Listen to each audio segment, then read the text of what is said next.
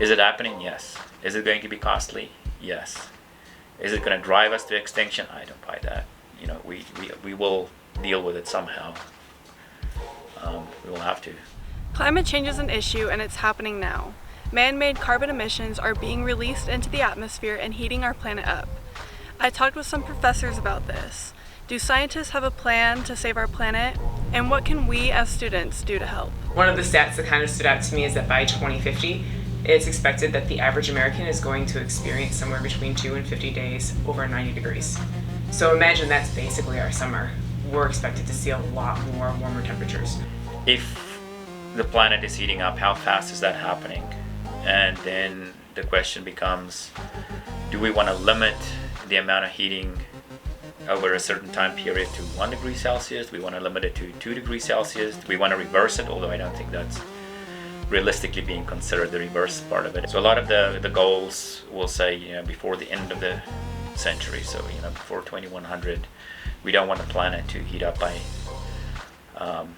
compared to, you know, so the historical average by more than 2 degrees Celsius.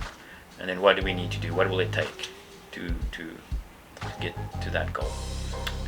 In terms of how much time do we have, you know, if you now put it in the context of these goals, we are not on track to meet those goals. That's kind of the short answer there.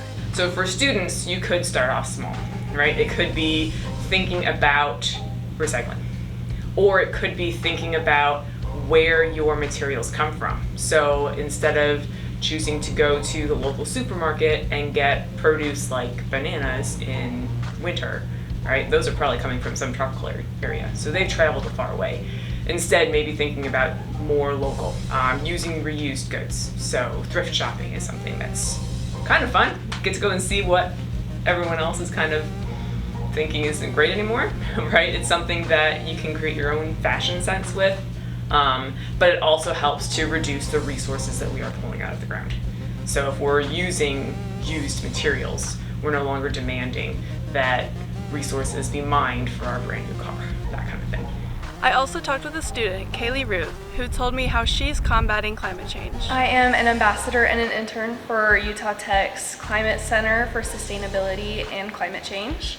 And I work amongst other students to build unity when it comes to sustainability, because there's a common misconception that nobody in Southern Utah cares about the environment and about sustainability, when that's actually not true. I've come to know a lot of students that do care and are passionate and want to make a change. I'm currently working amongst other students and with the Institute of Politics to create a cactus and pollinator garden on campus where we can have more biodiverse plants that also are more water independent down here, so we're not wasting resources of water.